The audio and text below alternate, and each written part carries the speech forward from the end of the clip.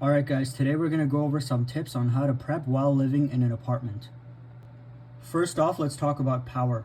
I don't think gas generators are a good option due to safety concerns with carbon monoxide in a small space. Another issue is that gas generators make lots of noise. If you have your generator on during an emergency, everyone will hear it and want to use it, or maybe some people will even try to rob you for your generator. Also keep in mind that they are usually large and heavy. If you need to carry it down to your vehicle, that may be difficult. I think solar generators are a good option for apartments just because they're quiet, usually smaller and lighter, and you don't have to worry about carbon monoxide.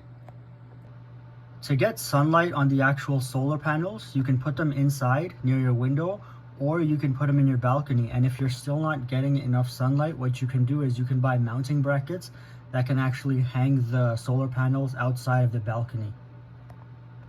And if you don't have solar panels, I think at the very minimum, you should have a couple of power banks charged up just so you can charge your small devices like flashlights and radios and things like that. The 55-gallon water storage drums are normally a great option, but if you're in an apartment, you will be limited on space, so you have to look at other options. You can buy cases of water bottles and stack them, or you can buy aqua bricks. The aqua bricks are good because you can stack them and they have handles, so you can easily carry them out of your apartment if you have to. Another thing you can do is get a water bob and fill up your bathtub with water as soon as you are aware of some type of emergency, so you have lots of extra water handy. You're limited on how much water you can store, so you need some type of filter straw that you can use to drink water from something like a river when you run out of water. The filter will make the water safe to drink. Just dip the back of the straw into the water and drink from the other side. Another good option to filter water in your home is a gravity water filter tank. When it comes to lighting, you need the same stuff as you would in a house, like flashlights and lanterns.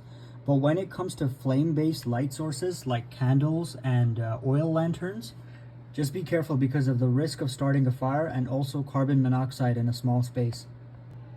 NOAA emergency radio so you know what's going on. If the power grid goes down and you're in a house, you can go in your backyard and start a fire and cook food. But in an apartment, you can't do that. So you should preferably have stuff that's ready to eat, like protein bars, emergency food rations, and certain canned foods. Another option is buckets of freeze-dried food. These can last 30 years. You do need to add hot water to prepare these, but what I like about them is that they are stackable.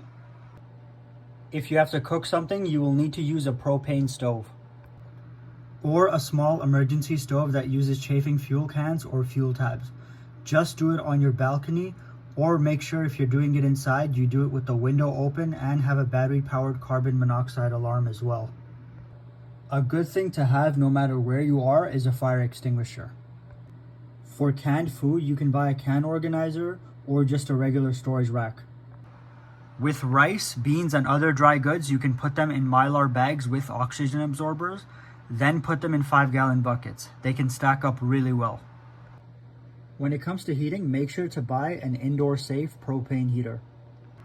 Again, I think carbon monoxide alarms are a must. Also, I have to say with propane stoves and propane heaters, make sure to follow your landlord's regulations. But if there's a major disaster, I don't know if anyone is going to worry too much about what the landlord thinks. A fireman's axe is a good tool to have to break doors, whether you are breaking in or breaking out or have to rescue someone. If there's some sort of danger and you want to make sure people don't get into your apartment, buy one of these door security bars and they can prevent an inward opening door from being pushed or kicked in. If you need to escape your apartment and it's too dangerous to get out from your front door, you will need an escape ladder to get out from your balcony or window. If you need to leave your apartment, you should have your bug out bags ready to go. Some people who prep in apartments put all their bug out gear in plastic totes. It's good to have those to store stuff in general, but if you're running out of your apartment, ideally you want to be hands-free and a backpack is better for that. Another thing to consider, maybe put some face masks or gas masks on top of your bug out bags, so you can quickly put them on and then leave your apartment. Just in case there's smoke from a fire or anything else that's hazardous that you don't want to breathe in.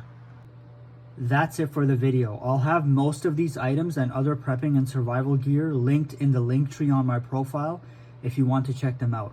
If you need something and you don't see it, or if you just have a prepping question, send me a DM or an email. My email will be on my profile as well.